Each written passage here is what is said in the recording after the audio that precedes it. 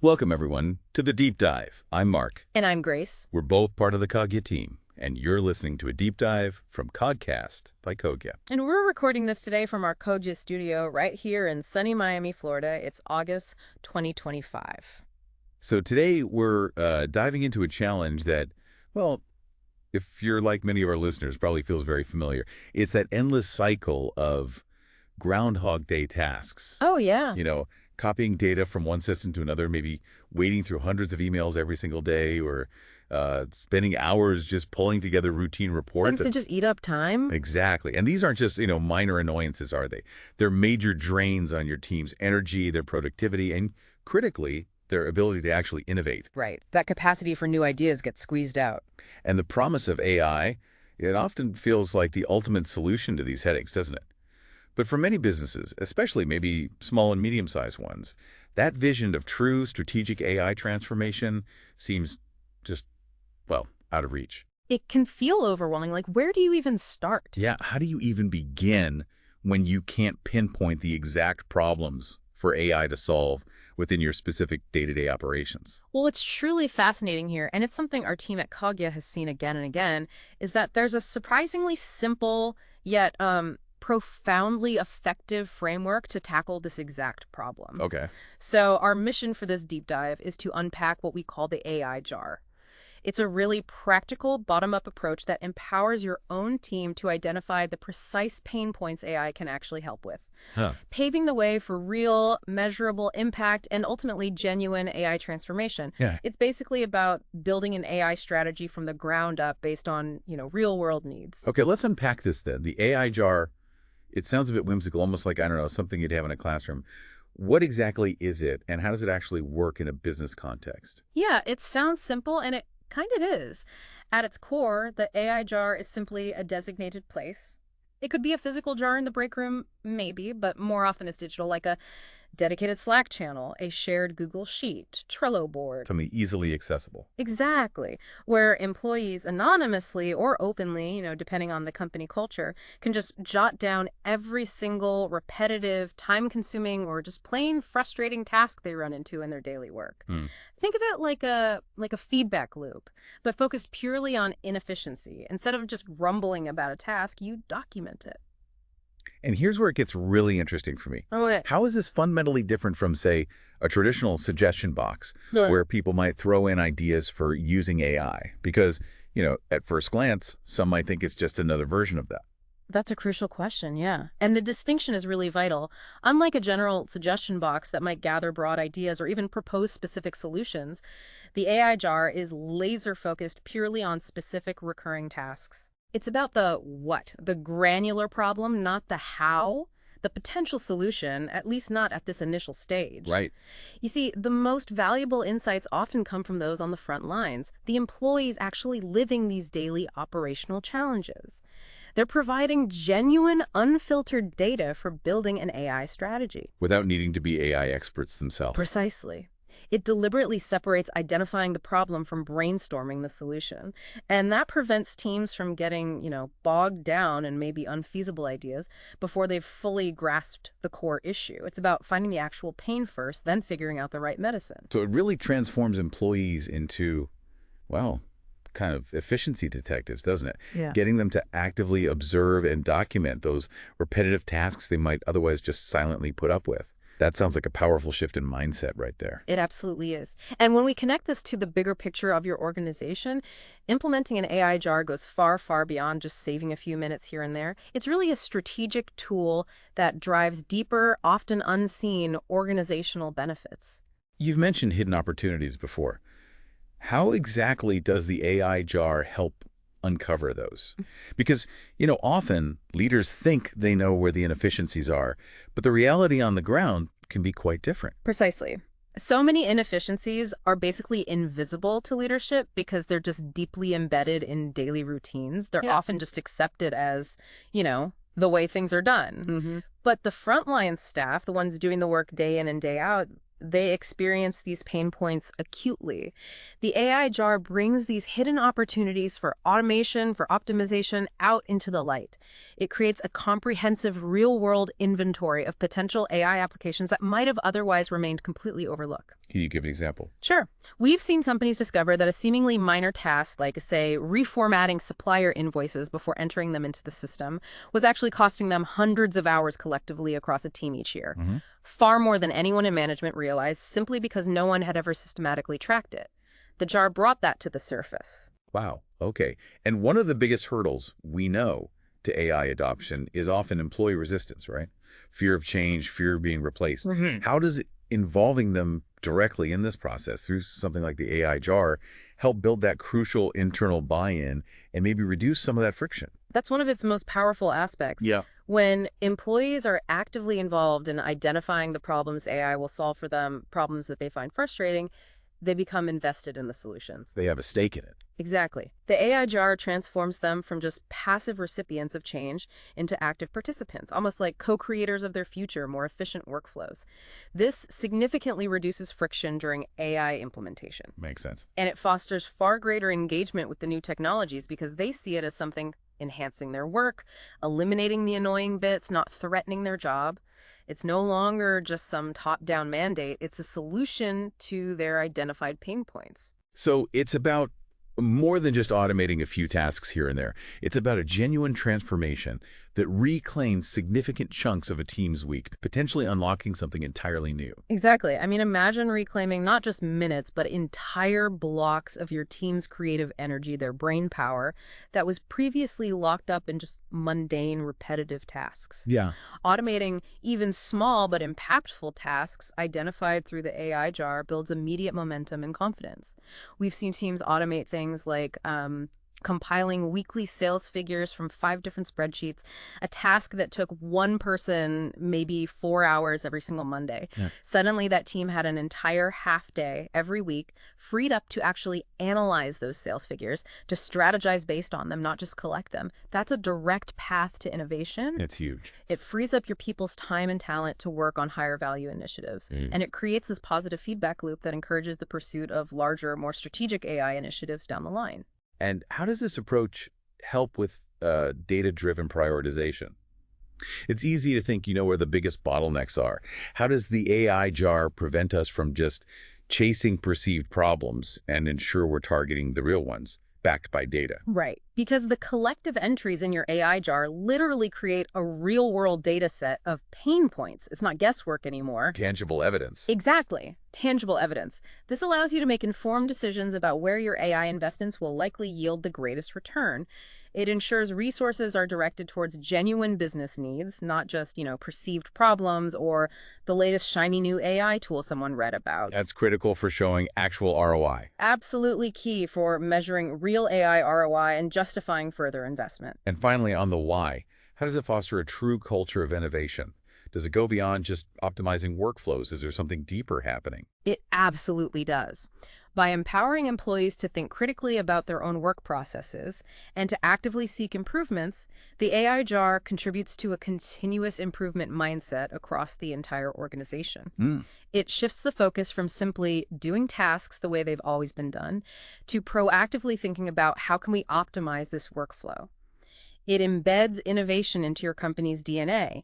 It's about empowering everyone, not just, say, a dedicated innovation team, to contribute to the company's evolution through smarter use of technology. That all sounds incredibly beneficial and, frankly, quite liberating for a lot of businesses struggling with where to start. So, okay, for our listener who's in there thinking, right, I need this, who's ready to start collecting these insights and transforming their operations, where do they even begin? What are the practical steps to implement their own AI jar? Okay, great question. Our team at CogCast has really distilled this down into 5 clear steps to get started, and we've helped many companies through this exact process. Let's hear them. First, you need to set the stage and define the rules. This basically means choosing your jar. Now, it could be a literal physical jar for maybe very small co-located teams, but practically speaking, it's often a dedicated digital space. Right, more scalable. Yeah, a specific Slack channel, maybe a simple shared Google Sheet, a Trello board, even a Microsoft Teams channel. The key is accessibility and ease of use for everyone. Make it frictionless. Exactly. Then you need to clearly communicate its purpose. Maybe hold a brief team meeting or send out a clear internal memo explaining what kind of tasks should be submitted. You want the repetitive, the manual, the rule-based, the time-consuming, or just those plain frustrating ones. Okay. And really emphasize that it's about identifying the problem, not coming up with the AI solution at this stage. That comes later. And optionally, but often highly recommended, especially at the beginning, ensure anonymity to encourage really honest contributions without fear of judgment. Okay, so you've got your jar set up, digital or physical, and everyone understands what kind of thing goes in it, the problem, not the solution. How do you then ensure people actually use it consistently? How do you stop it from just being forgotten after the first week? That's our second step. Encourage consistent contributions. You really need to make it a habit, not a one-off thing. Right. Encourage employees to just make a submission whenever they encounter a task that fits the criteria right then and there if possible. Suggesting daily or weekly contributions as part of their routine can work well. Lead by example. Crucially, yes, leadership and management must lead by example and actively contribute themselves. This shows commitment and signals that no task is too small or too obvious to be considered for potential AI help. It normalizes the process. Makes sense. And we've also found that dedicating just a few minutes, maybe at the start or end of regular weekly team meetings, for people to add contributions or even just quickly review recent entries can significantly boost ongoing engagement. Keep it top of mind. Okay, so you're getting consistent input. The jar is filling up with these documented pain points. What's the next critical step? How do you move from just having a collection of problems to actually having actionable strategies? So that brings us squarely to the third step. Yeah. Regular review and prioritization. This can't just be a collection box. It needs action. You need to designate a specific team, ideally cross-functional, maybe reps from operations, IT, and a relevant department, lead to review the entries regularly, maybe bi-weekly, maybe monthly, depending on volume. Okay. And here's where that data-driven prioritization we talked about comes in. Establish clear, objective criteria for selecting which tasks to tackle first. We usually recommend focusing on 3 key areas. Right. 1, impact. How much time or effort does this task consume across the team or organization? What's the potential cost of errors if it's done manually? 2, feasibility. How easy would it actually be to automate this task with existing or maybe readily available AI tools? Is the data needed for automation clean and accessible? Is it something straightforward like robotic process automation, or does it need more complex natural language processing? Got it. Impact, feasibility, and the third. And third, strategic alignment. Does automating this particular task contribute to a larger business goal? Maybe improving customer satisfaction, reducing operational costs significantly, or perhaps accelerating market entry for a new product or service. It needs to tie back to the bigger picture. That systematic review sounds vital. So once you've used those criteria, impact, feasibility, strategic alignment to prioritize, then what? How do you actually turn those prioritized insights into real-world solutions? That's our fourth step. Action and experimentation. For the selected prioritized tasks, you need to assign clear ownership. Give it to a specific team member or maybe a small working group to actually research potential AI solutions. So investigation time. Right. This could involve exploring off-the-shelf AI tools, maybe considering some light custom development, or sometimes even just rethinking and re-engineering the process itself before applying AI. And the key here is? The key here is to start small. Don't try to boil the ocean. Pilot solutions on tasks that are relatively low risk but still offer high potential impact first. Quick wins? Exactly. Quick wins build confidence and momentum. This allows your team to gain practical experience with AI implementation without a massive upfront investment or major disruption, and really embrace an iterative approach. Meaning, not every first attempt at a solution will be perfect. Be prepared to refine it, adjust it, maybe even pivot if a chosen AI tool isn't delivering the results you expected. The goal is continuous improvement, learning as you go, not achieving immediate perfection. Like piloting an AI chatbot for a small segment of customer queries first, maybe. That's a perfect example. Test it, learn from it, then scale it. Okay. And once those initial wins start happening, maybe that chatbot pilot works well, or that report, automation saves hours. How do you sustain that momentum? How do you ensure this AI jar initiative isn't just seen as a one-off project, but truly becomes embedded in your company's way of operating? That's our final, and you could argue maybe the most important step: Celebrate wins and share learnings. This is crucial for long-term cultural adoption. Recognition. Yes. When a task identified through the AI jar is successfully automated, publicly acknowledge the team members involved and, critically, the positive impact it had. Share concrete metrics whenever possible. Team X just saved 20 hours a week by automating process Y, freeing them up to focus on strategic initiative Z. Make it real. It makes it real, reinforces the value of the whole initiative, and strongly motivates further participation. People see that their contributions lead to tangible improvement. And the sharing part. Also, be transparent about both the successes and the challenges or failures along the way. What worked well with a particular tool or approach? What didn't? Sharing these lessons learned fosters a broader culture of learning around AI and helps refine your overall adoption process over time. It ensures you're continuously getting smarter about how you implement AI. So listening to all this, it really strikes me that this isn't just about automating a few annoying tasks. Yeah. It feels like it's a catalyst for a much deeper, fundamental cultural change within an organization, isn't it? It sounds like it cultivates an entirely different relationship with technology for everyone involved. Absolutely. You've hit the nail on the head. Yeah. When we connect this back to the broader picture of fostering an AI-driven culture, the AI jar really shines by actively involving employees right from the beginning, right from identifying the problem. Yeah. It fundamentally shifts the perception of AI. It moves from being seen as, a potential threat or something complex and imposed from above to being seen as a powerful tool, an ally that genuinely enhances their work, eliminates the drudgery, and frees them up for more engaging, more strategic tasks. That empowerment must lead to better job satisfaction. It definitely does. We see that lead to increased job satisfaction and a much greater sense of ownership over their work and the tools they use. And think about the next step. As those mundane, repetitive tasks get automated, your workforce can be strategically upskilled and reskilled. Moving them up the value chain. Exactly. Into roles that leverage their uniquely human skills, creativity, critical thinking, complex problem solving, emotional intelligence, building relationships, things AI isn't good at. Yeah. This prepares your team for the evolving demands of the modern workplace, keeping your talent engaged, relevant, and growing. So it's proactive, not reactive. Precisely. Ultimately, the AI jar cultivates a proactive, rather than just reactive, approach to identifying and solving business problems with technology. It helps embed AI integration as just a natural, ongoing part of your business's evolution, not a separate, stary project. This brings up an important question, though. Measurement. How do you measure the true value? It's easy to track time saved, sure, but how do we understand the real AI ROI in a way that goes beyond just, a simple stopwatch calculation? That's a really important point. While time savings are often the easiest thing to quantify, and they're a great starting point, they're tangible, they're immediate, true AI transformation. The real value extends far beyond just those simple efficiency gains. So what else should we look at? To fully understand the impact and calculate a more holistic AI ROI, you need to consider broader, more strategic metrics. Think about things like improved accuracy, reducing human error in data entry or analysis leads to cleaner data, more reliable reports, which directly impacts the quality of decision-making. Better decisions, okay. Look at potentially faster decision-making because you're getting insights much more rapidly from automated data collection and analysis. There's often an enhanced customer experience, too, resulting from maybe more personalized interactions driven by AI or streamlined processes that make things easier for the customer. And internal benefits. Definitely. Yeah. We already touched on increased employee satisfaction. That's huge.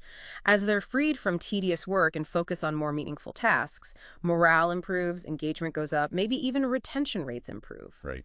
And finally, think about strategic resource allocation.